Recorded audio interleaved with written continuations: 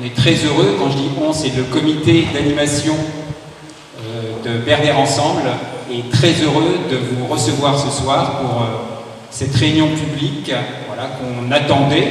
Elle a été plusieurs fois différée compte tenu de la crise sanitaire. On a enfin trouvé une salle qui nous autorise dans des conditions un peu contraintes. Effectivement, on a une autorisation, pour tout vous dire, de 35 places assises. Voilà, donc on s'est autorisé à accueillir quelques personnes supplémentaires, mais les personnes qui viendraient en plus seraient obligées de rester maintenant à l'extérieur. Voilà, c'est important de se le dire. Je tenais néanmoins à remercier Madame la maire d'Auray, Claire Masson, qui a accepté que cette réunion se passe sur sa commune. On tient d'autant plus à la remercier qu'un certain nombre d'élus n'ont pas souhaité que ce type de réunion se passe sur leur commune. Donc on la remercie 2 fois et elle nous reçoit dans des conditions tout à fait acceptables compte tenu du contexte et en plus avec un beau rayon de soleil.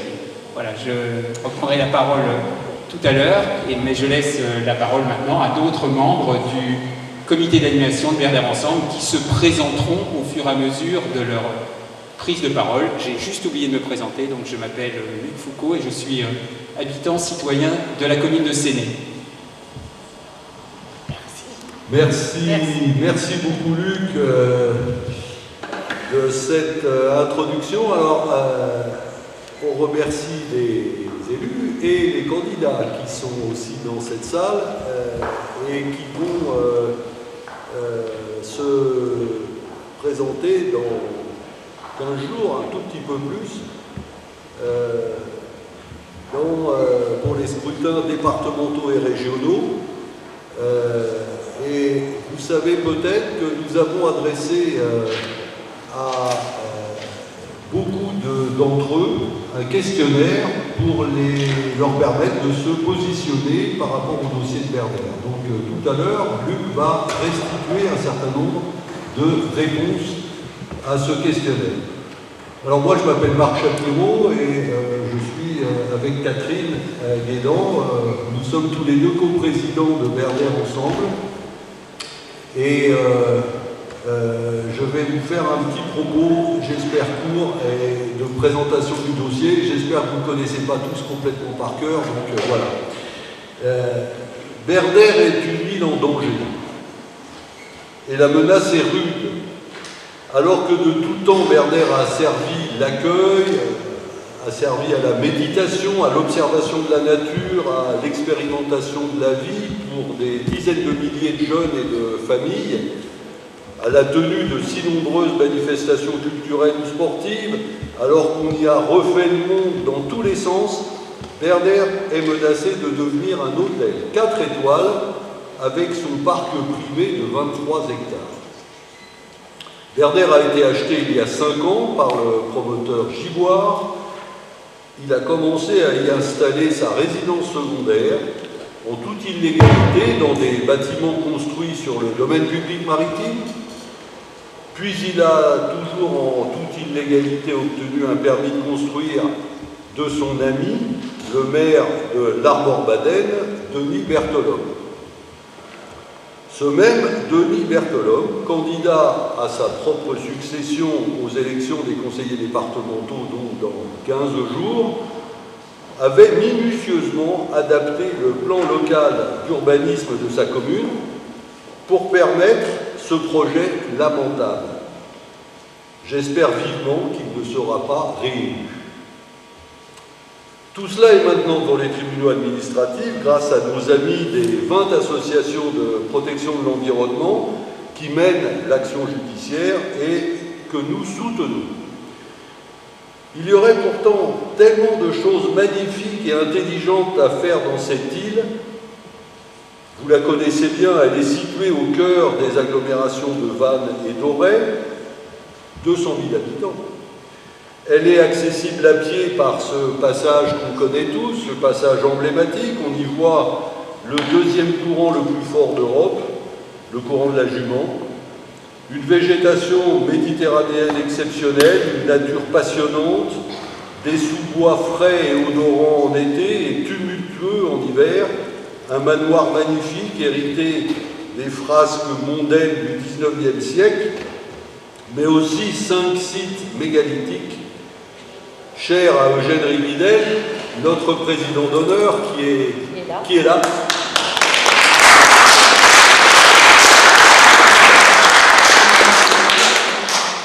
Tout dans cette île prête à la rêverie, mais aussi à la mobilisation pour la protection de ce site unique. La confiscation par giboire de ce lieu magique est absolument intolérable, surtout pour ne répondre qu'aux besoins des occupants de 72 chambres de luxe et de 19 appartements. C'est d'un autre temps, du temps où Sa Majesté, le Seigneur des lieux, pouvait mettre la main sur ce qu'il convoitait, et cela sans résistance, impunément. Notre association Berder Ensemble est justement là pour résister avec vous, pour faire connaître ce projet scandaleux et pour le dénoncer. Et nous avons mobilisé large, plus de 3000 sympathisants, 15 500 signataires de la pétition que nous portons. J'espère que vous connaissez cette pétition, sinon n'hésitez pas. Pas loin de 250 adhérents, alors que notre association n'a que 4 mois. Et puis une présidence d'honneur avec nos amis Jean-Louis Etienne, Irène Frein, Yann Kefelec, Gilles Servat et Eugène Ribidel. 5 personnes là ça n'a pas été compliqué de les convaincre. On leur a dit que ce dossier était sur le feu, on leur a dit qu'il y avait danger. Et ça va tellement de soi. Mais Eugène pourra peut-être dire quelques mots s'il a envie tout à l'heure.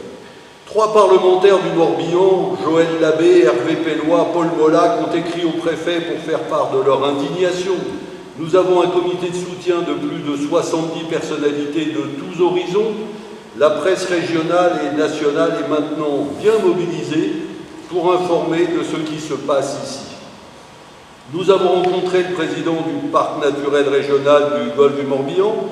Nous avons récemment aussi rencontré le préfet du Morbihan.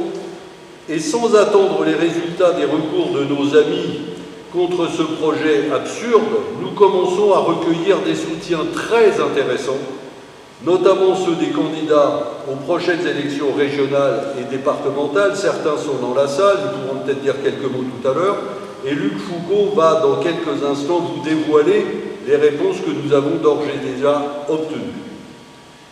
Mais même si nous sommes très confiants et maintenant à peu près sûrs que ce projet ne verra jamais le jour, nous devons continuer à élargir encore notre mobilisation. Nous devons être plus nombreux, plus forts encore. Nous sommes un pot de terre contre ce promoteur giboire et son armée d'avocats. En effet, c'est tellement incroyable que ce projet ait pu franchir tous les obstacles. L'île de Berder est classée en zone de protection spéciale de Natura 2000. Y construire un hôtel avec une augmentation de 30% de la surface bâtie est en contradiction totale avec cette protection. Et puis faire un hôtel accessible seulement 8 heures sur 24 à cause de la marée, vous imaginez? Et puis envisager 300 mouvements de camions de 25 tonnes sur ce passage fragile. Vous imaginez, merci Michel, d'avoir fait ce calcul. Un architecte qui a calculé la masse de matériaux nécessaires pour faire ce bazar. 300 passages de camions, 150, mais ça fait un aller-retour, ça fait 300. 300 sur le bois. Et puis vous interdire l'accès à l'île de Berder aux 200 000 habitants de notre région et de tous les visiteurs de la Bretagne. Vous imaginez ça? Tout ça est totalement absurde et impensable. Il faut préserver ce lieu, empêcher sa confiscation.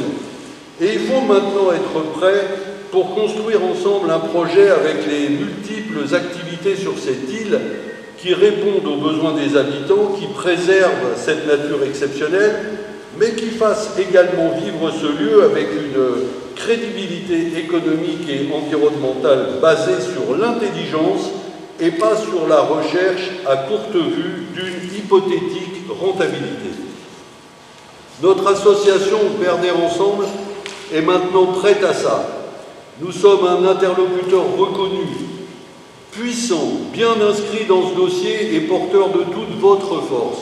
Nous sommes prêts avec vous à participer à toute co-construction pour Berders, qui tourne la page de ce dérisoire projet d'hôtel. Et puis nous avons encore beaucoup besoin de vous tous, de votre adhésion à l'association, de votre soutien, de vos dons, de votre aide pour participer à la diffusion de nos tracts sur les marchés.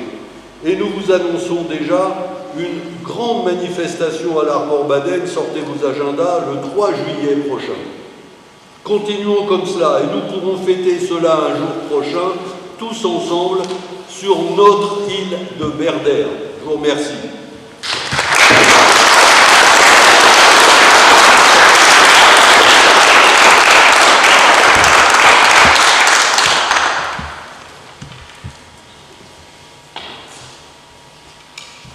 Voilà, j'ai la charge, maintenant j'allais dire la lourde charge, de vous restituer les réponses des candidats au questionnaire que nous leur avons adressé, donc aux candidats aux prochaines élections, donc qui auront lieu le 20 et 27 juin prochain, élections départementales et élections régionales. Je tenais, dans mes remerciements tout à l'heure, parce qu'elle n'était pas arrivée, je tenais à remercier la presse, donc, qui a répondu aussi présent à cette invitation ce soir pour donner un petit peu de visibilité à cette réunion publique. Je tenais également à remercier l'élu d'Auray. J'ai remercié tout à l'heure Claire Masson, Madame la maire, de nous accueillir, mais voilà, il y a un élu d'Auray qui nous a rejoints et je tenais, monsieur l'élu, à vous remercier de votre présence. Et donc à remercier de visu Madame la maire.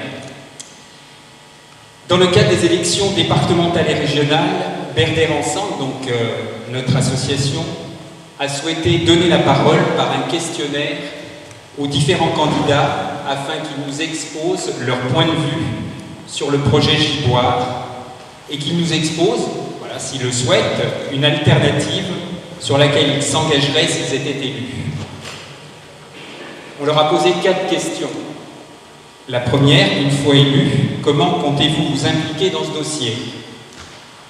Deuxième question, quel projet défendrez-vous pour l'île de Berders? Pourquoi? Et enfin la dernière, selon vous, quelle part devra prendre soit le département pour les candidats aux élections départementales, soit la région pour les candidats aux élections régionales dans ce dossier? Le questionnaire a été envoyé aux 13 têtes de liste candidats à la région Bretagne et aux 5 binômes candidats aux élections départementales pour les cantons de Vannes 1, donc c'est Vannes Centre, Vannes 2, voilà, c'est l'Armor-Baden, Arradon notamment et Plérin, Vannes 3, donc une partie de Vannes, Meucon, Saint-Avé, et les cantons donc pour boucler le fond du Golfe, le canton de Séné. Et le canton d'Auray, où nous nous trouvons ce soir. Alors pour les élections régionales, nous avons reçu les réponses des listes conduites par Daniel Cueff, Bretagne ma vie, par Gaël Briand, donc, qui est tête de liste pour le Morbihan de la liste, alors je vais faire simple, Europe Écologie des Verts, qui est présent ce soir avec, je pense, son binôme dans cette salle, et on tenait à le remercier. Une réponse également de Marie-Madeleine Doré, donc qui est tête de liste pour Doré-Lucas, donc qui est tête de liste pour le Morbihan, et pour la région Bretagne, France Insoumise. Enfin, donc la réponse de Loïc Chenet-Girard, qui est le président sortant du Conseil régional de Bretagne et qui se représente. On a noté que pour les autres candidats, nous n'avions pas encore de réponse ni de la liste conduite par Thierry Burlot, donc de La République En Marche, ni celle d'Isabelle Le Calonnec, de la liste Les Républicains. Voilà, je pense, on espère que ça a un peu de retard et que les réponses vont nous parvenir dans quelques jours.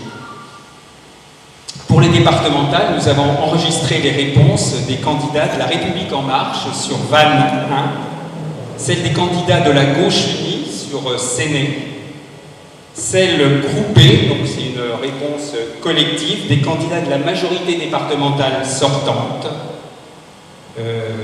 donc pour les 5 cantons, et cette lettre a été signée de David Lapartien, celle des candidats de l'UDB et des candidats de la gauche Morbihan Solidaire et Citoyen pour le canton d'Auray.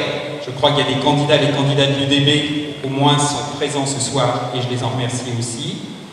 On a reçu également donc une réponse des candidats de la gauche des cantons de Vannes 3, donc Saint-Avé, et celle des candidats de gauche représentant la gauche sur Vannes 1 et Vannes 2. Donc les candidats sont devant moi ce soir, certains d'entre eux.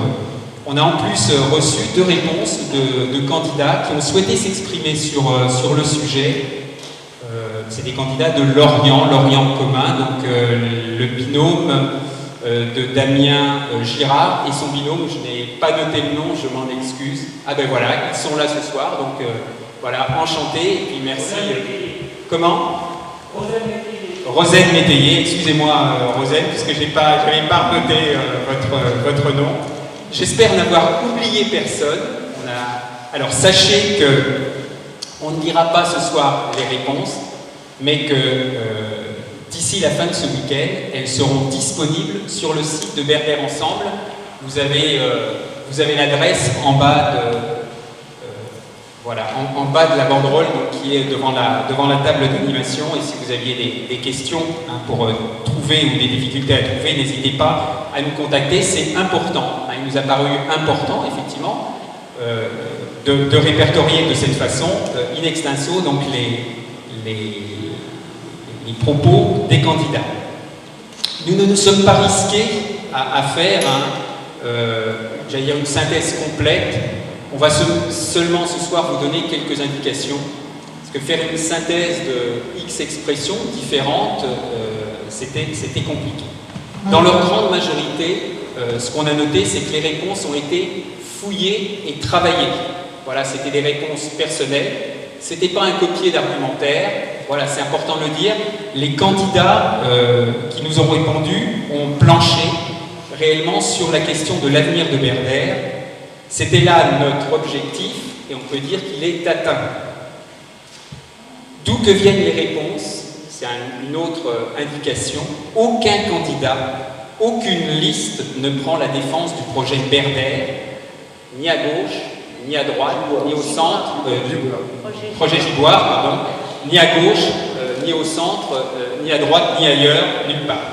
Aucun candidat ou aucune liste ne défend donc l'option d'un hôtel 4 étoiles pour l'avenir de l'île. Certains soulignent qu'un tel équipement serait bien sûr le bienvenu sur notre territoire, ils nous ont exposé, oui, mais pas là. La plupart nous disent qu'ils attendront que la justice ait statué sur les recours, avant de s'exprimer publiquement sur les pistes proposées qu'ils proposeront pour la suite, tout en disant leur attachement au principe de garantir l'accès de l'île au public. Pas question, et pour aucun des candidats, pas question d'une privatisation pure et simple de l'île. Beaucoup insistent pour que son caractère d'intérêt général soit préservé et pas uniquement le sentier côtier qui en fait le tour. À noter que beaucoup, y compris le président du conseil régional et d'autres candidats se réclamant de la majorité départementale, notamment envisagent l'option d'une cession de l'île ou d'un retrait du permis de construire suite au jugement. Donc la plupart des candidats, le président de la région, la liste des candidats se réclamant de la majorité départementale sortante, voilà, imaginent aujourd'hui cette option d'une reprise de l'île.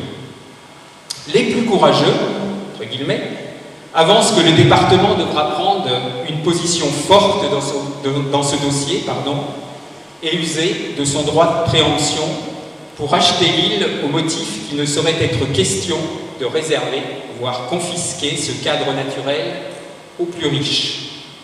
Rappelons seulement, là c'est un commentaire que nous faisons, c'est que le département aujourd'hui, et c'est une difficulté dans le dossier, ne disposent pas de droit de préemption sur cette île.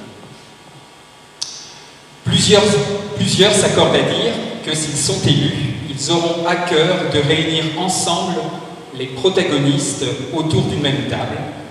Par protagoniste, on entend le propriétaire de l'île, la mairie de la Morbadenne qui soutient le projet Gilbois, le département, l'agglomération, Golfe du Morbihan va l'agglomération, la région Bretagne, mais aussi le parc naturel régional et le conservatoire du littoral.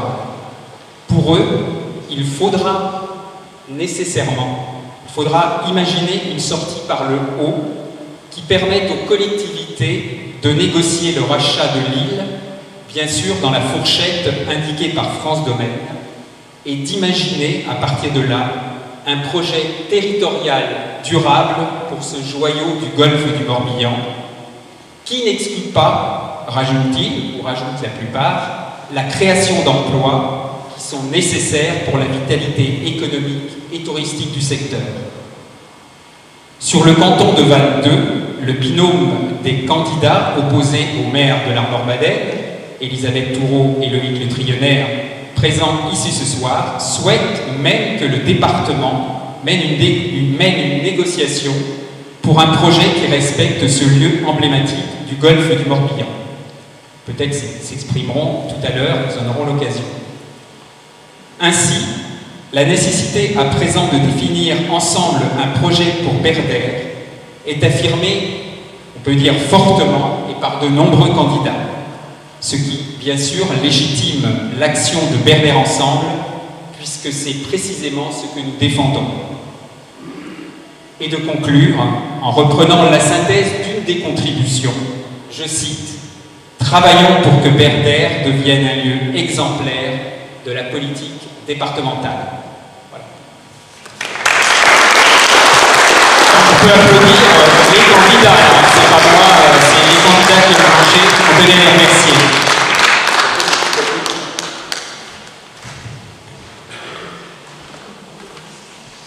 Alors on va maintenant, on voulait que les prises de parole soient relativement courtes pour vous donner la parole, pour que vous puissiez poser vos questions et nous poser des questions ou faire part de vos remarques, de vos éclairages particuliers, de vos questionnements.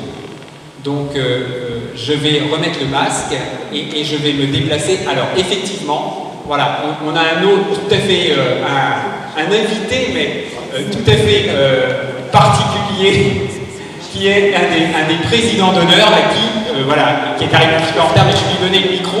Je vais remettre mon masque avant, voilà. Je vais remettre mon masque et je vais lui redonner le micro. Donc il s'agit de Eugène Réguidel, qu'on peut applaudir. Je vais lever la main et demander la parole, puisque j'ai la chance et l'honneur d'être président d'honneur de cette noble assemblée. Et alors, moi, je tiens beaucoup à ce que Berdère devienne un lieu pour les enfants et tout ça, et notamment au travers d'une école de voile. Et ça me paraît tellement nécessaire que Berdère sert. Par exemple, le 3 juillet, nous avons rendez-vous à Berdère. Est-ce que quelqu'un connaît l'heure de la marée basse? Voilà, bon, alors, bientôt, on le saura. Et les enfants, tout le monde saura ça. Voilà, c'est un exemple de l'opportunité que ce soit un bien public. Bon, là-dessus, bonne soirée. Mais tu peux dire aussi pourquoi tu as envie d'être président d'honneur de Berdère, parce que, moi je parle pas dans le micro, mais Eugène, c'est le créateur de Berdère Ensemble il y a 9 ans 2012. Je ne sais pas si je ne revendique pas tout ça, mais en tous les cas, moi, Berdère, ça fait 25 ans qu'on lutte, parce que Yves Rocher a voulu virer LVT, qui était une gestion exemplaire, et qui recevait des colonies de vacances et des écoles de voile. Et donc, ça fait 25 ou 30 ans qu'effectivement, je me soucie du devenir de ce territoire qui est le nôtre. Merci Eugène.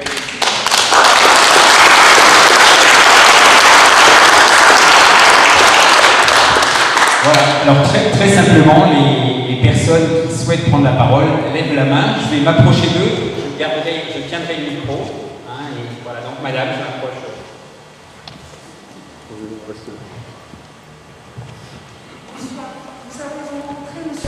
dossier. Quel était votre but et quelle a été sa réponse et son état d'esprit? Merci. Vous demandez l'état d'esprit du préfet, c'est ça? Et le nôtre? C'est l'ancien préfet. Oui, mais enfin, il y a une continuité dans la parole de l'État, alors que ce soit l'ancien ou le nouveau, on peut considérer que c'est la parole de l'État. Ce que le préfet a voulu dire d'abord, c'est qu'il était très préoccupé par ce territoire et très mobilisé, lui et ses services, sur le territoire de Berdères. On a pu mesurer à quel point il connaissait par cœur le dossier. Je ne sais pas s'il connaît par cœur tous les dossiers chauds du département, mais enfin, celui-là, il le connaissait bien. Ce qu'il nous a dit, c'est qu'il y avait une multitude de pistes. Que la piste du projet Gigoire était une piste, mais pas la seule.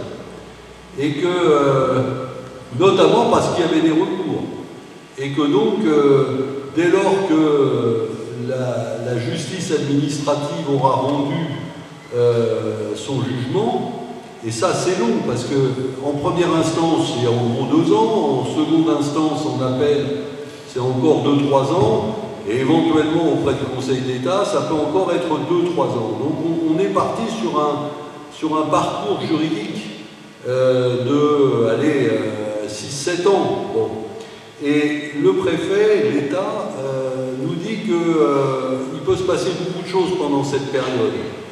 Sachant que le propriétaire de l'île, Michel Gigoire, avait déclaré qu'il ne lancerait pas un coup de pioche avant la fin de toutes les voies de recours. Donc, dans cette période-là, dit le préfet, il peut se passer beaucoup de choses et c'est pour ça qu'il nous a reçus, pour prendre un peu la mesure de ce que nous portons, de la mobilisation que nous sommes, pour s'opposer à ce projet qui rend, j'aime pas le mot, mais enfin presque irréversible la confiscation de Berdères, et pour proposer autre chose, pour à la fois s'opposer à ce projet des mines, excusez-moi, mais enfin vraiment, et puis pour construire, co-construire avec d'autres. Et là, il se considère comme un acteur pour réunir autour de l'État les collectivités, le parc naturel régional, le conservatoire du littoral, les services de l'État également, pour réfléchir à un avenir à Berdères. Voilà ce que je peux dire de cette rencontre. Voilà, nous avons sur cette île un magnifique ouvrage de navigation, puisque la tour constitue la mer, qui permet un des 2 aliments de rentrer dans le golfe. On a vu récemment ce qui est arrivé à cet ouvrage. Est-ce que, je ne sais pas quel service d'État, la DDTR, envisage une action vis-à-vis de Gigoire qui n'a pas su conserver ce qui est à l'ouvrage de navigation?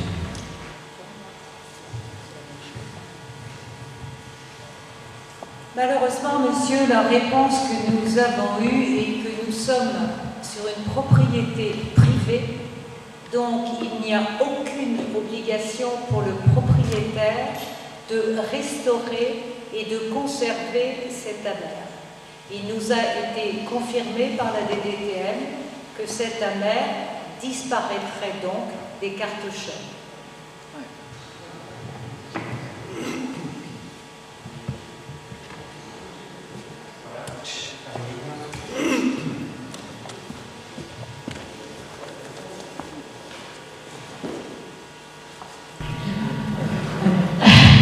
Oui, donc j'ai fait partie du conseil d'administration de l'association du Géré Berdères pendant très longtemps. Il y a peut-être d'autres dans la salle d'ailleurs aussi. Ah. Et depuis l'origine, on avait essayé de chercher une solution pour échapper d'abord à la montagne ébauchée, et en se tournant vers le public. Et au fil des années, moi personnellement, Et donc je voulais faire une suggestion, lancer une idée comme ça, c'est-à-dire qu'au lieu de continuer à se heurter à ce droit de la propriété, qui est une réalité indéniable, et bien on essaye de représenter les choses autrement à Giboire, c'est-à-dire de jouer avec, jouer au sens stratégique du beau jeu, de jouer avec et pas jouer contre. C'est-à-dire de lui dire que, étant donné qu'il est propriétaire, effectivement, d'un bien qui est tout à fait extraordinaire, qu'il renonce à le traiter comme un bien privé ordinaire et qu'il accepte de mettre à disposition son île d'une structure qui serait à créer, du type fondation, fonds de dotation, qui pourrait à ce moment-là porter un projet, c'est-à-dire que lui prendrait la posture du mécène. Ça pourrait quand même peut-être l'intéresser, parce que le mécène, c'est prestigieux quand même. En fait, l'idée, c'est un peu qu'il fasse la fondation Pinot à lui, quoi. Et de faire, disons, qu'il y ait un outil juridique à créer, genre fondation, fonds de dotation, qui puisse, l'avantage, c'est de réunir des cofinancements. C'est-à-dire qu'à ce moment-là, on peut se tourner vers des partenaires financiers, ce qu'on appelle du tiers secteur, c'est-à-dire qui n'est ni public ni privé lucratif, du genre la Fondation du patrimoine, qui finance des travaux, du genre des investisseurs institutionnels, genre Crédit ou autre, enfin bref, tout un tour de table comme ça de partenaires financiers, parce que le budget à réunir est énorme. Et ça permettrait à ce moment-là de porter dans le cadre d'une fondation un projet d'activité d'intérêt général qui pourrait très bien créer des emplois, créer de l'activité et attirer une notoriété et même un prestige sur la commune de l'Armandadelle. Merci. Je n'ai pas allongé Michel Giboire sur un canapé pour investiguer le fond de sa pensée, mais d'après les éléments que nous avons au détour des différentes interviews qu'il a faites dans la presse, il est très loin de ce projet. C'est un entrepreneur, c'est un chef d'entreprise, c'est un promoteur, et il le revendique. En même temps, nous savons qu'il a un fort attachement au golfe du Morbihan, un attachement affectif, familial, et nous savons que son groupe, le groupe Giboire, prend des coups par ce que vous faites et que nous faisons. Parce que nous considérons qu'il porte atteinte à ce territoire de l'île de Berdères de manière offensante pour les gens, et nous le faisons savoir. Donc pour l'instant, il est dans une posture assiégée, je dirais. On ne peut pas continuer comme ça. En cela, je vous rejoins, à titre personnel, je vous rejoins tout à fait. C'est-à-dire qu'à un moment donné, sauf s'il décidait de vendre l'île, dès lors que son projet ne verrait pas de jour, à un moment donné, pourquoi pas faire un chemin avec lui et le convaincre de co-construire avec lui. Beaucoup nous suggèrent cela. Le préfet, je le disais, le président du PNR également, envisage cela. Moi, je pense que lui ne l'envisage pas pour l'instant. Voilà. Après, on verra. Je vous dis, il y a 6 ans ou 7 ans où on va avoir à mener cette bataille. La bataille ne va pas s'arrêter maintenant. Il y a, pendant toute la durée de la procédure, nous espérons que cet hôtel ne verra jamais de jour, et nous espérons que nous pourrons construire une alternative sérieuse avec une école de voile traditionnelle. Merci Marc. Une autre question?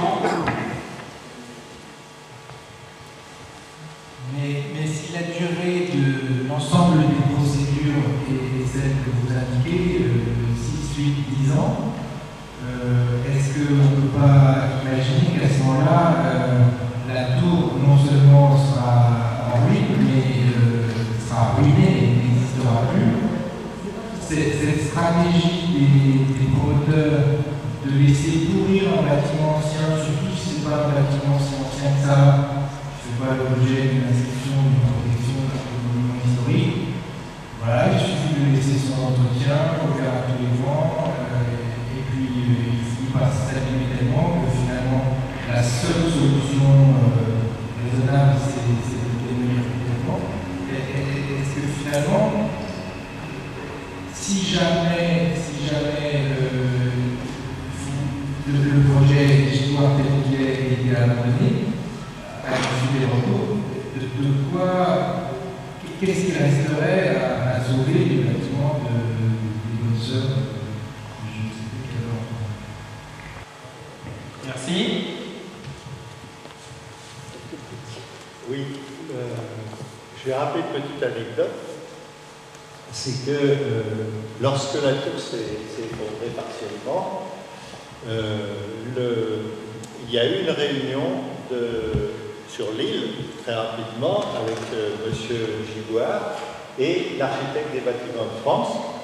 Et M. Gigoire a déclaré, mais je vais assurer ce bâtiment, faire un cerclage. Enfin, il est entrepreneur en bâtiment, il sait ce qu'il faut faire. Alors, d'abord, il n'y a eu aucune suite à cette déclaration qui a été faite au moment de l'effondrement, je le rappelle. Et deuxièmement, dans tout son discours depuis le début de son projet, M. Gigoire dit « Moi, je suis celui qui va permettre la préservation du patrimoine ». Et c'est là toute l'ambiguïté du personnage. Entre ce qu'il dit et ce qu'il fait, il y a un fossé énorme. Sinon, la réponse de Catherine est claire, c'est qu'on ne peut rien faire, on ne peut pas faire de recours obligeant M. Gigoire à entretenir la tour, ni même à la sécuriser en l'état. Alors voilà, c'est pour ça qu'un certain nombre d'associations n'ont aucune confiance dans ce que prépare M. Gigoire, que ce soit au niveau de la tour, au niveau du patrimoine, au niveau du sentier côtier, on a dit tout à l'heure qu'il faisait le tour de l'île. Oui, c'est vrai, il fait le tour de l'île sur les cartes, mais il a été interrompu au nord de l'île et supprimé par M. Gigoire pour lui permettre de faire une occupation privative des deux bâtiments de la pêcherie, la grande pêcherie qui est sur le domaine maritime, qui ne peut donc pas occuper, et ce qu'on appelle la petite pêcherie qui est en fait un hangar et qui se trouve sur le domaine maritime et qui ne pourrait être habité, comme le demande actuellement M. Gigoire, que si il démontrait que le bâtiment était habité depuis très longtemps. Il s'agit d'un hangar. Et donc, cette démonstration, à notre sens, elle est impossible. Voilà pourquoi la confiance est limitée. Merci. D'autres interventions, questions, madame? Savoir s'il est vrai qu'il y a de la mairie qui a infesté le bâtiment. Alors, la mairie.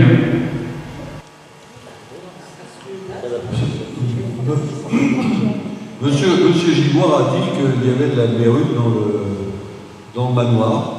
Il l'a déclaré lors d'une interview qui est d'ailleurs sur notre site que vous pouvez tous écouter, c'est édifiant.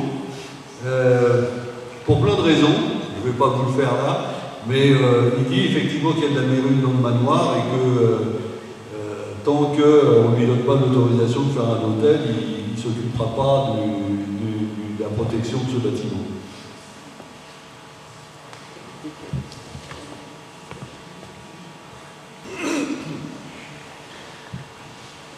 Une candidate. Oui, bonsoir, je suis candidate au poste de Séné. Je m'étonne un petit peu de la réaction et de ce qui a été écrit par l'ensemble des candidats de droite, puisqu'ils ont parlé d'une seule voix, plutôt que d'une seule personne, puisque à l'époque, M. Boulard n'a pas acheté l'île de Bernières qui valait entre guillemets que 4 millions quand on a donné 1 million déjà pour Notre-Dame. Aujourd'hui, je pense que l'influence de ce que vous faites et de toute toutes les personnes qui s'opposent à ce projet, ils sont obligés de leur faire bouger un peu leur posture, et ils sont maintenant dans la posture, on attend gentiment le jugement et on verra ce qu'on peut faire derrière. Je pense qu'aujourd'hui, avec ce que vous dites de M. Giboire et M. Giboire, je pense que la seule solution aujourd'hui, c'est une pression énorme qui, du coup, lui fait perdre un peu la face et va l'obliger à un moment à négocier et, par exemple, à revendre, ce qui permettrait alors au département d'exercer de nouveau son droit de préemption et qu'à un moment, il renonce parce que ça lui porterait trop préjudice sur les autres projets qu'il a et qu'à un moment, on puisse renégocier la revente de cette île. Je ne crois pas non plus beaucoup qu'il aurait vraiment envie de faire de mécène et d'ouvrir à des projets avec le risque de toute façon qu'ils reviennent à un moment ou à un autre en arrière.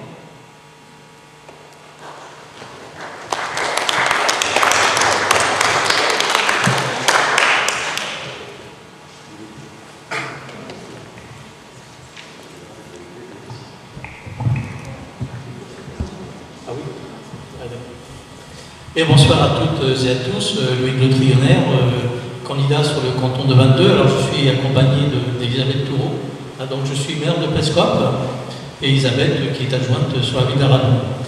Alors c'est vrai que cet après-midi on tenait une conférence de presse en présence des représentants de l'association, et c'était avec un grand plaisir effectivement qu'on a pu tenir cette conférence où j'ai pu donner notre position sur Berdère.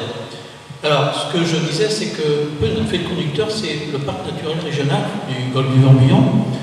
22 a la particularité d'être intégralement situé dans le périmètre du parc. Et donc, toutes les communes ont adhéré, y compris Rétro-Littoral, sauf l'Armand-Baden et l'île aux Mônes. Bon, c'est, à mon sens, une anomalie malgré tout, parce que je pense que si ces communes avaient adhéré au parc, et adhérer à ces valeurs, on n'en serait pas là, à mon avis, aujourd'hui. Il y aurait eu un autre projet, forcément, qui correspondait aux valeurs du parc, à savoir la préservation du territoire et son aspect naturel. Alors, l'autre point d'entrée, bien sûr, c'est le département, puisque le département est membre du parc également. Donc, c'est aussi un point d'entrée, effectivement, où, donc, en tant que candidat, Luc reprenait un peu le propos qu'on tenait. Si on était élu, effectivement, les recours vont durer des années encore, et pendant ce temps-là, voilà, il n'y a aucun projet qui va pouvoir démarrer. Moi, ce que je propose, en accord avec mon binôme, et le Quator, en fait, c'est que, sans attendre le résultat des recours, eh bien, on puisse se mettre autour d'une table et négocier. Voilà, il y a déjà des idées qui ressortent. J'entendais effectivement la Fondation tout à l'heure. Et à partir de là, à mon avis, on peut engager rapidement des choses, effectivement. Mais il faut sortir par le haut.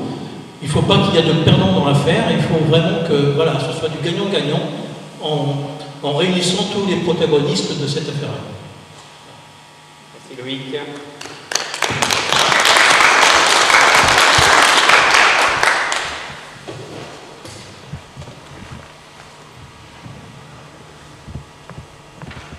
Des réponses ou des questions.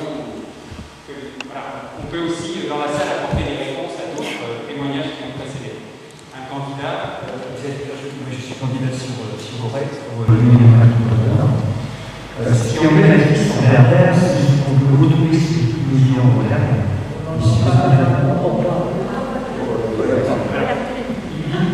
Il va recommencer. Un peu plus loin.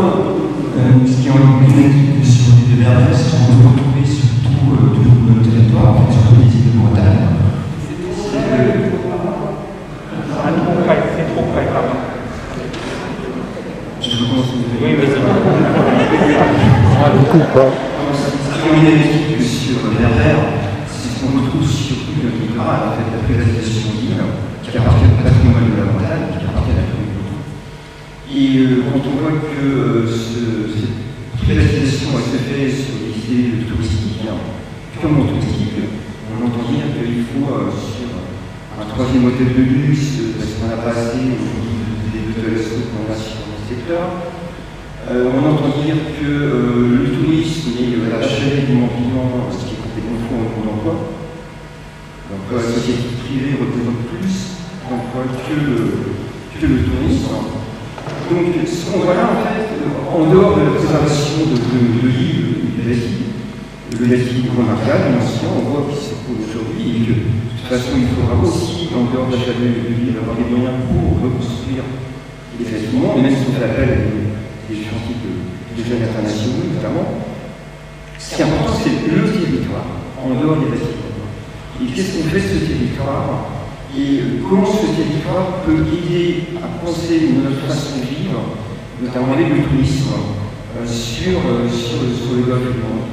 C'est pour ça que nous, on a proposé, on fait aussi une discussion avec Eugène, en montant la manif à Guingamp dans la boîte, mais une école de voile, pourquoi? Parce qu'on a pris l'exemple des Vénants, les Vénants, école de voile remarquable, fondée en 1947, par deux résistants remarquables d'air, pour sortir en fait des gamins, des jeunes résistants, des traumatismes de la guerre. Et nous, aujourd'hui, dans notre société, on vit aussi les mêmes traumatismes. Alors là, on sort d'une guerre aussi, qui est la guerre contre le Covid, mais on part aussi en guerre contre le tout-tourisme. Et sur Berbère, ce qu'on a envie, c'est de mettre dans cette école de voile, qui ne serait pas qu'une école de voile, parce qu'il y a aussi un petit chantier voile, on contient des bateaux traditionnels, entre autres. Ce qu'on a envie de mettre en place, c'est des activités pour les gamins, justement, d'aujourd'hui, qui sont dans nos cités, qui sont des issues par le travail, par les études, mais aussi par le genre, par la race. Et cette ville, elle doit être un laboratoire, justement, d'idées pour tous ces gamins, comme en 1947 avec les Vénants à la sortie de la guerre. Après, on veut aussi multiplier, c'est-à-dire qu'il faut que sur cette île, on ait d'activités humaines à l'année. Ça peut être aussi des classes de mer, ça peut être des classes de nature, ça peut être aussi de l'agriculture. Parce qu'on voit que sur certaines îles aussi, du golfe du Morbihan et ailleurs, sur notre littoral breton, on a des îles qui ont des activités à l'année avec des animaux. Ne serait-ce que pour entretenir l'herbe, voilà. On est plutôt dans cette dynamique-là. Le bâtiment, oui, il est important, mais ça va coûter très cher de sauver. On pourra le sauver peut-être dans 6-7 ans. Mais c'est surtout les territoires qui sont d'importance et qui doivent être un vrai laboratoire de vie. Voilà, pas que pour le golfe du Morbihan, mais pour toute la Bretagne.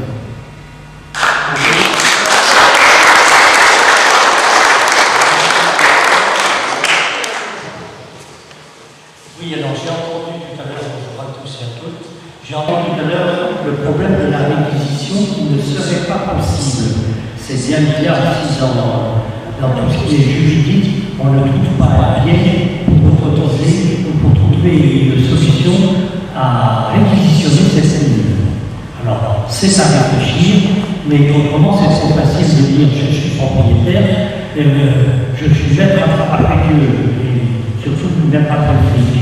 Bon, alors, voilà la question que je pose. Y a-t-il dans l'arsenal juridique existant une possibilité de réquisitionner cette ligne? Et comment? Moi, je pense que c'est une idée qui me vient, personnellement, étant droit administratif et constitutionnel. Donc, ce que je pense n'est pas une utopie. Ça doit se rechercher. Bon, j'ai aussi à chercher. Votre réponse par rapport à l'éventuelle réquisition ou éclairage? Oui, je ne me suis pas présenté tout à l'heure, je suis membre du conseil d'animation de Berner Ensemble, habitant l'Armor-Baden depuis 45 ans et retraité de la magistrature. Ça fait de moi un juriste, mais surtout dans le domaine privé, pas forcément dans le domaine public. Peut-être un peu plus près du micro, là. Oui. Alors, pour répondre à la question de monsieur, réquisition, non. On peut réquisitionner les cargaisons de Rome pendant la guerre 14-18 pour les soldats, mais on ne peut pas faire une réquisition d'une propriété privée. Par contre, dans le cadre d'un projet public, on peut envisager une expropriation avec toute la procédure d'enquête sur la valeur, l'indemnisation du propriétaire, etc. C'est pas... Parce que la réquisition est beaucoup plus brutale, hein, c'est autre chose. On n'est pas forcément indemnisé en cas de réquisition. On nous donne des idées, c'est bien. Y a-t-il d'autres qui souhaitent intervenir? Je voulais juste, concernant la question précédente, en fait, ce que vous abordiez le caractère constant de ce qui se passe à Berdères, et c'est vrai, depuis qu'on a commencé à exister un peu sur la scène médiatique avec M6, France 2, Le Monde, enfin je sais plus, on a eu quelques supports nationaux, il y a quelques amis qui nous ont contactés pour nous dire oui mais ici c'est pareil, oui mais on est en train de nous faire la même chose, oui mais etc. Pour ne citer que, il y a Pimbron en Loire-Atlantique qui est un domaine qui subit la même privatisation et avec un projet immobilier. Et puis récemment il y a eu l'histoire des vignes de Belle-Île qui sont avec un projet d'un investisseur qui veut sur la côte sauvage installer des villes pour faire une récolte de la côte sauvage de Belle-Île. Bon, c'est vrai qu'il y a un mouvement d'accélération du luxe et de la recherche frénétique de rentabilité sur un certain nombre de dossiers comme ça. On le ressent très bien avec ce qui se passe à Berdères. Le sang-froid lillois aussi, quelque chose de... Là, on vous disait tout à l'heure, hein, il y a énormément de choses totalement illégales dans ce dossier, qui sont passées avec une complicité, essentiellement la complicité de Denis Berthelot, le maire de l'Armor-Baden, qui a tout fait pour que tout ça passe. Non seulement il a laissé passer un permis de construire illégal, mais il a en plus ciselé le plan local d'urbanisme de l'Armor-Baden pour que le projet puisse essayer de rentrer dans une espèce de combine du droit, du foncier, pour essayer d'avoir une vague crédibilité. Mais on est dans des choses absolument... alors on espère évidemment que le juge administratif, très vite, le plus vite possible, sanctionnera. Alors voilà, on est en attente de ce jugement. Oui.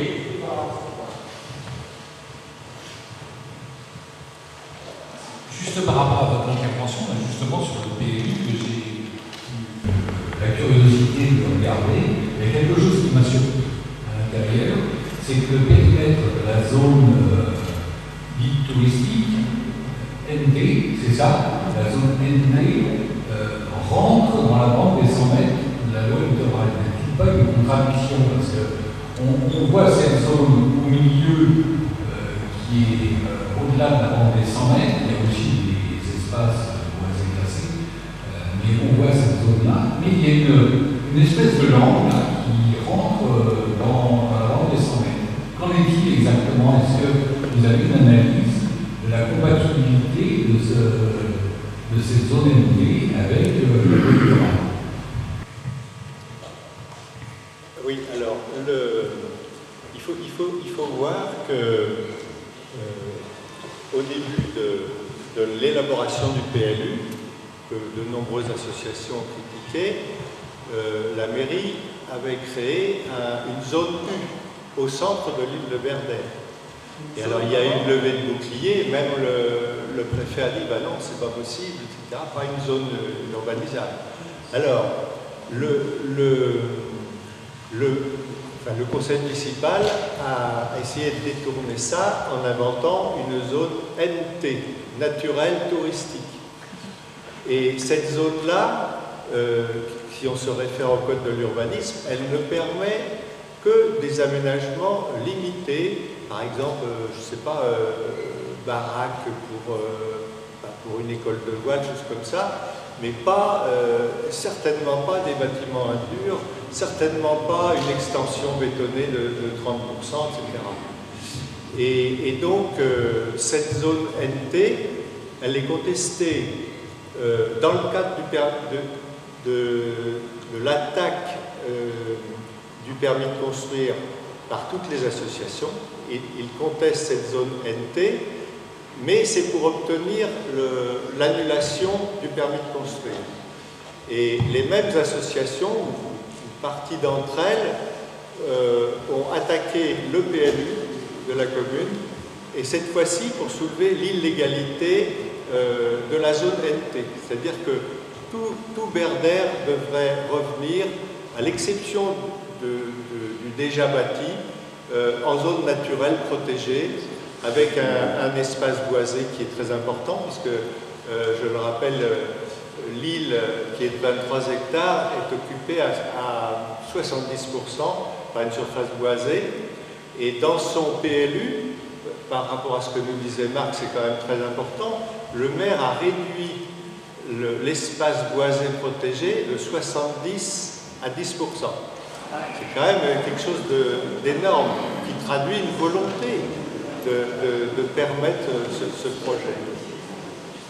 Et une autre question, ici.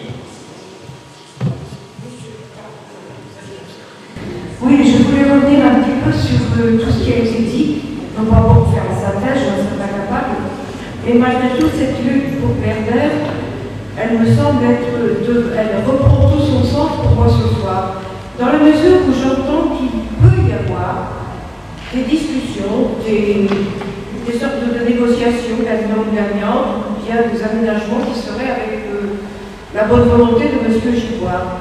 Moi, j'estime que je pense que nous avons affaire ici à ce que l'on appelle des prédateurs, c'est-à-dire des prédateurs du bien public. Le mot est peut-être un peu fort, mais que si nous ne mettons pas tout de suite le holà et un arrêt, même si c'est long à obtenir, si nous n'obtenons pas ce type d'arrêt dans ce type de projet, pour pouvoir construire véritablement ce qui est du domaine du bien public, et M. Arrêté-Bois l'a dit, c'est-à-dire la construction d'un projet, d'un coprojet qui soit d'éducation populaire, d'ouverture au public, etc., tout ce que l'on pourra décliner là-dessus, de culture, eh bien, petit à petit, tout un patrimoine qui est notre patrimoine historique, culturel, etc., s'en ira à volo. Et il me semble que nous devons tenir bon. Moi, j'ai peut-être cette radicalité-là, mais en même temps, il faut pouvoir l'assumer si on veut changer un petit peu le monde et ne pas le laisser à nouveau nous asservir par ce que j'ai appelé des prédateurs qui sont des financiers d'abord. Donc, continuons la lutte. Moi, c'est ce que je souhaite pour pouvoir faire un projet d'avenir pour nos enfants et pour tous les gens qui ont droit à ce paysage, à ce patrimoine et à autre chose qu'un tourisme déambulatoire, mais un tourisme véritablement porteur de sens.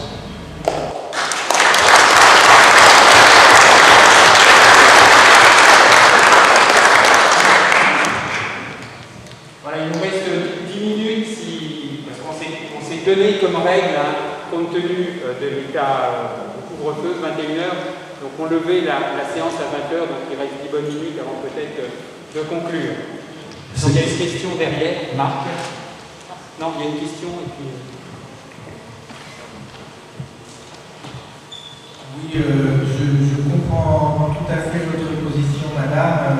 Puisque Giboire est si sensible, semble-t-il, à son image de marque, est-ce qu'on ne pourrait pas être un petit peu plus vindicatif à ce sujet? À Val, où j'habite depuis 22 ans maintenant, il y a une énorme publicité de Giboire sur l'ancienne CPAM. Ça donne quand même envie, mais il faudrait beaucoup des grandes échelles, mais voilà. Et puis, il a acheté un bâtiment dans le bas de la rivière, là, tout près du port. On fait la façade, tout ça à sa gloire, tout en plastique, dégueulasse.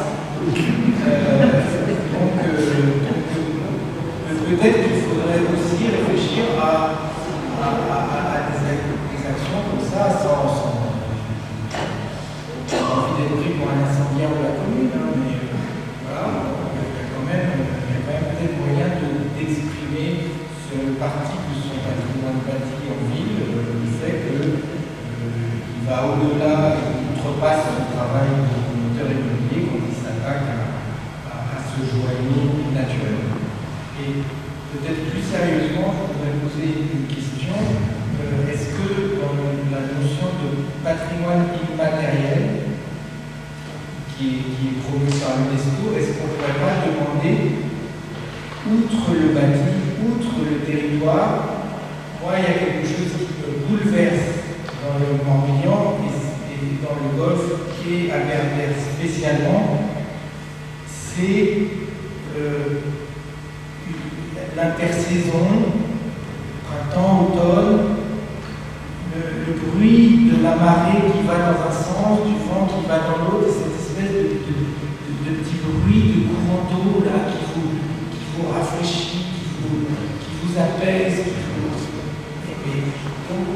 Est-ce qu'il n'y a pas moyen de dire que ça aussi, ça devrait faire l'objet d'une mesure de protection?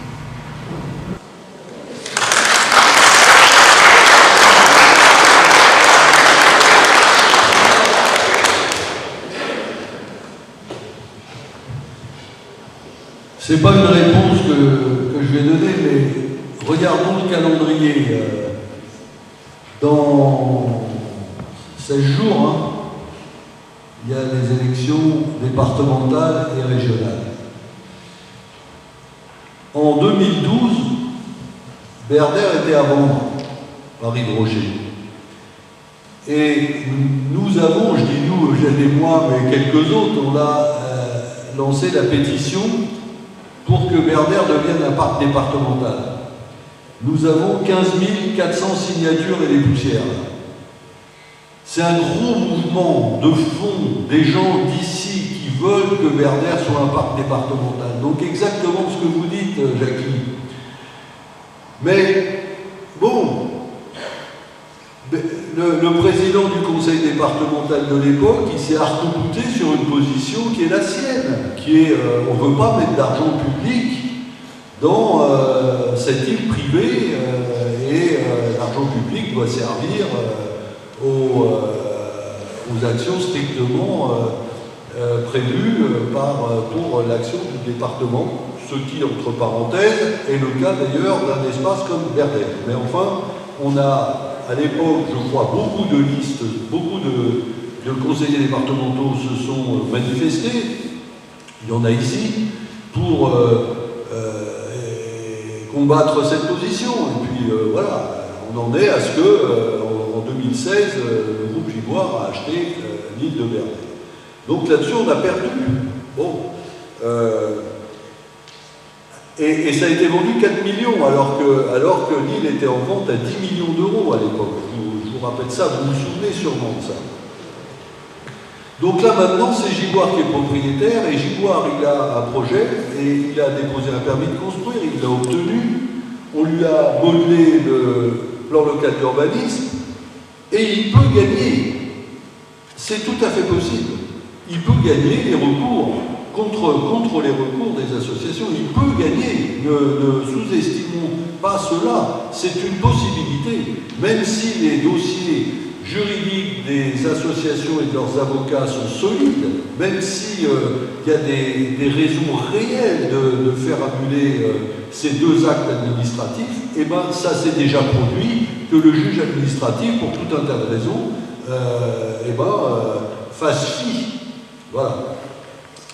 Et donc, dans ce contexte-là, je disais tout à l'heure, on est un pot de terre, c'est vraiment le cas. Alors, je finis.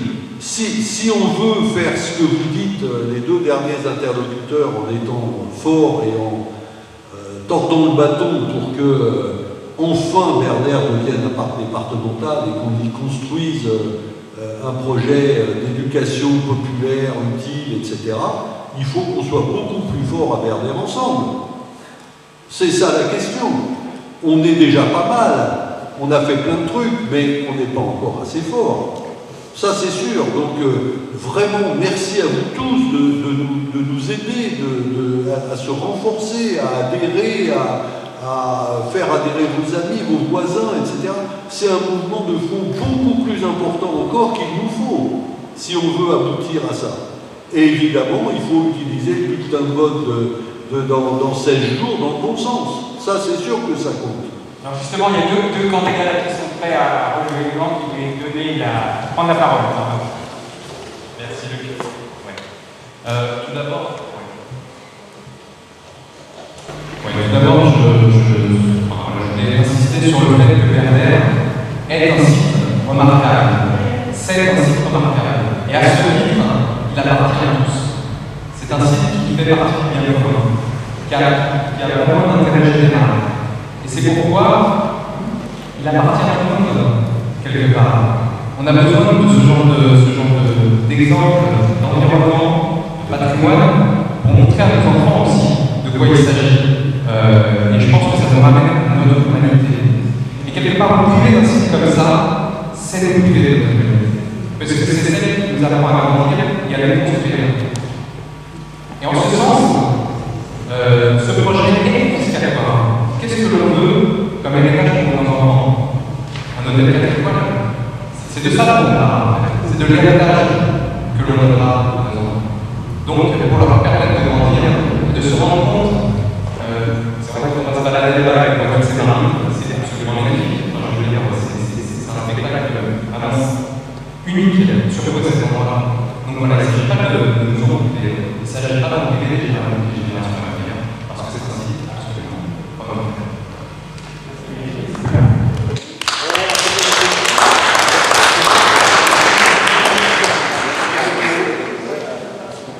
C'est pour présenter.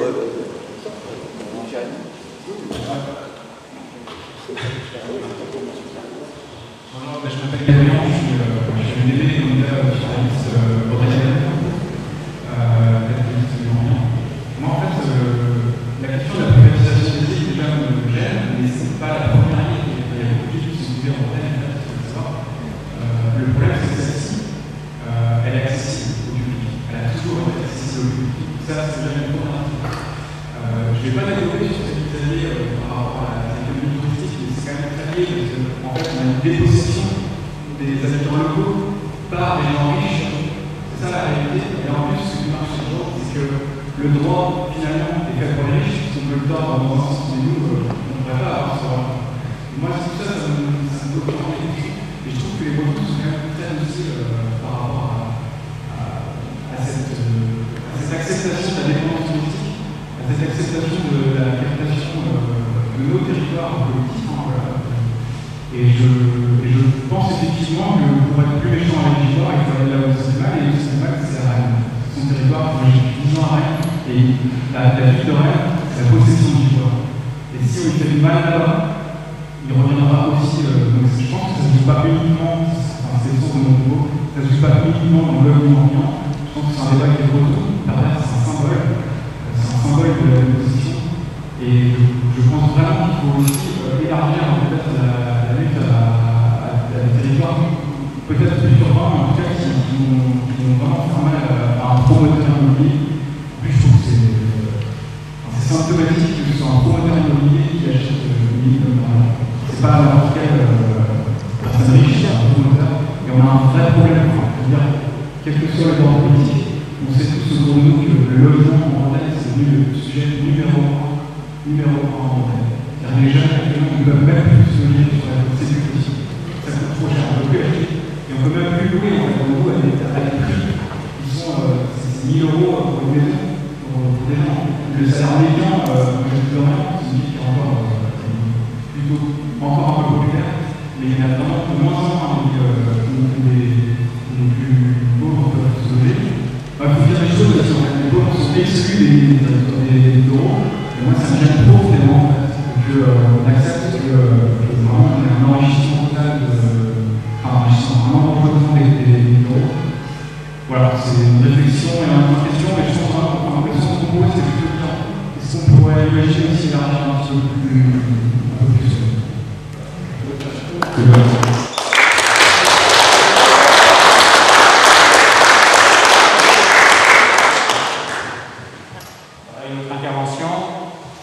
Bonsoir, moi je suis Michael Leroux, je suis élu de la minorité sur la commune du Bono. Simplement j'avais une question par rapport à Van Aglo. Comment il se positionne? Parce qu'apparemment il y a le plus n'est pas respecté, le plus est défini par Van Aglo. Comment il se positionne? Est-ce que ça peut peut être un allié sur un combat comme celui-ci.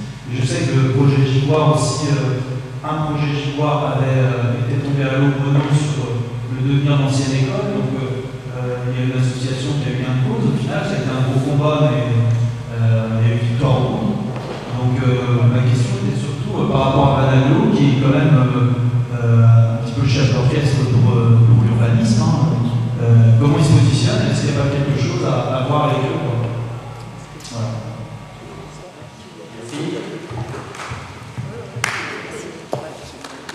Oui. La question, c'est qui élabore le PLU? C'est sûr que, et en l'occurrence, le PLU est élaboré par la commune de l'Armor-Madène, malgré toutes les règles d'intercommunalité, etc. Donc, la commune de l'Armor-Madène a son propre... C'est le dernier, vraisemblablement, parce que s'il est annulé comme on l'espère, l'Armor-Madène, c'est fini, ne fera plus seul son PLU après les règles d'urbanisme qui se développent.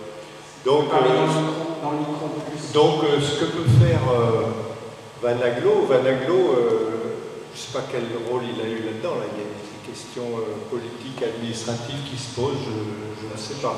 Mais le vrai problème pour Berders, c'est que c'est la commune de l'Armor-Madène qui est le maître d'œuvre du PLU. C'est le maire de l'Armor-Madène qui a délivré le permis de construire à son ami Givoire, etc. etc. Alors, peut-être juste une réponse que je vais faire en tant qu'ancien élu, c'est que l'intercommunalité, le PCI, est chargé par le SCOT de fixer les orientations, les grandes orientations, mais quand on arrive au niveau de l'échelle communale, effectivement, c'est le conseil municipal et son maire qui sont chargés d'élaborer et de donner un avis sur le document d'urbanisme et les règles qui s'appliquent à ce document d'urbanisme. Voilà, c'est important. Il y a vraiment deux niveaux. Et il y a un niveau le PLU, par contre, doit être conforme aux orientations du SCOT. Mais les orientations du SCOT, c'est un dézoomage. On ne rentre pas dans la finesse d'un PLU.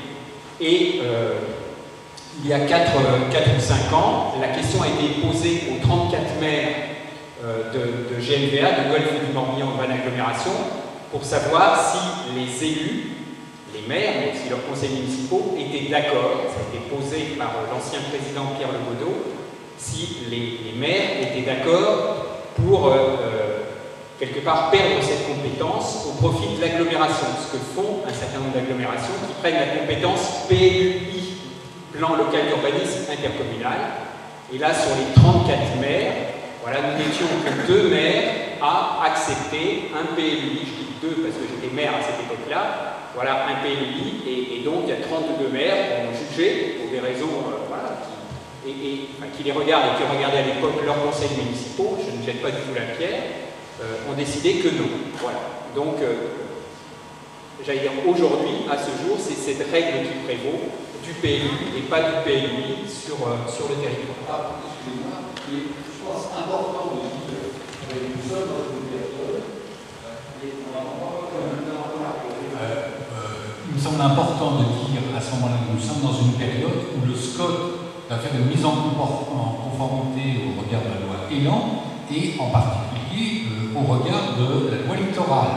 Donc il y a peut-être une fenêtre de tir à profiter pour que le SCOT, même si vous dites à juste titre que c'est dézoomé, c'est d'intérêt général, quand même qu'un certain nombre de principes puissent être écrits dans cette révision du SCOT qui fasse que le PLU aujourd'hui de l'Armor-Madène devienne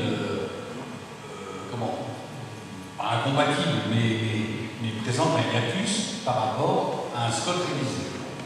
Je vais me permettre de donner une autre information. Ça a été dit tout à l'heure, c'est que la commune de l'Armor-Madène, c'est une des 2 communes du territoire à ne pas faire partie du parc naturel régional. Et il faut savoir que le PNR saisit ses élus. Il y a une commission, j'en ai fait partie, qui l'a animée, l'urbanisme du PNR, qui donne un avis en tant que personne publique associée avant l'avis de la préfecture. Voilà. Et je peux dire que, compte tenu des élus qui sont engagés dans le PNR, ils auraient regardé ça avec une attention toute particulière. Je ne sais pas quel aurait été leur avis, mais je pense qu'il y aurait eu des remarques et peut-être une réserve, et peut-être plus qu'une réserve par rapport à ce PLU. Simplement, effectivement, tout ça, tout est lié. La commune de l'Armor-Madeleine ne faisant pas partie du parc naturel régional, les élus du PNR ne sont pas saisis, le président du PNR, ses vice-présidents et tout, ne peuvent rien dire, et on laisse faire les bras ballants parce qu'on n'a pas à intervenir. Voilà, c'était important de vous le dire aussi. Donc, cette non-adhésion de l'Armor-Madeleine, il y a maintenant 8 ans, voilà. Déjà, j'allais dire, je pense que les élus avaient déjà tout ça en tête et peut-être d'autres choses qu'on ne soupçonne même pas.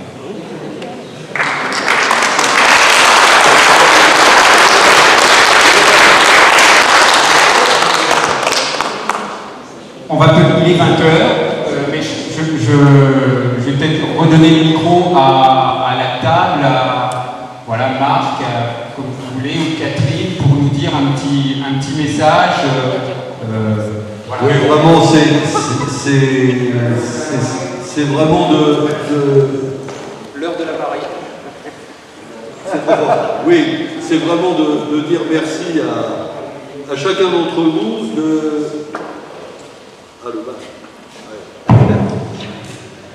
C'est vraiment de dire merci à chacun d'entre vous, sincèrement, parce que, vous savez, vous êtes tous dans des associations, ou dans des mouvements, ou dans des organisations diverses, mais il y a des fois, la solitude, c'est lourd. Et quand on est comme ça, là, sorti de la solitude, où on a fait du Zoom depuis qu'on est créé, quasiment, nous, même entre nous, on se voyait à travers les écrans.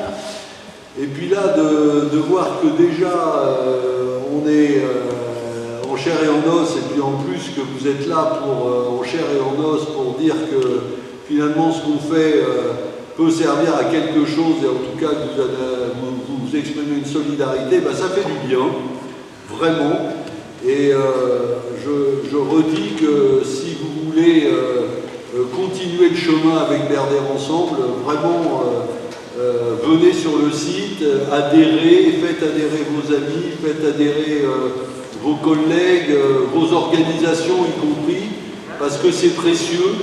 C'est précieux à la fois moralement de se sentir plus, c'est aussi précieux d'établir un rapport de force plus fort, et c'est y compris précieux financièrement, parce qu'il y a des fois où on a besoin d'un peu de sous pour sortir un peu de matériel. Vous avez vu, on a sorti la gazette de Berder Ensemble.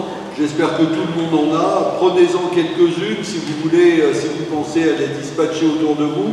C'est précieux tout ça, c'est vraiment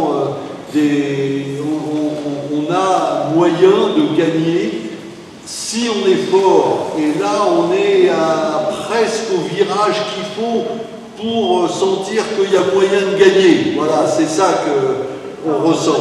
Merci beaucoup d'être là. Merci d'être là.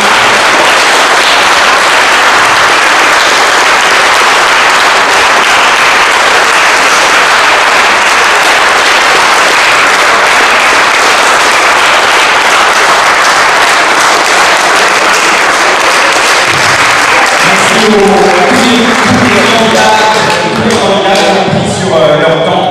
Mener une campagne, ça demande du temps. Ça fait faire aussi des choix. Vous avez fait le choix d'être ici ce soir et nous en sommes grés. Et nous vous remercions. Bonne soirée. Oui, alors le 3 juillet à Berder, on vous donnera l'heure. Oui. 14h. 14h devant l'île de Berder. Non, devant, non. Place de la mairie. Devant la mairie de l'Armor-Madeleine.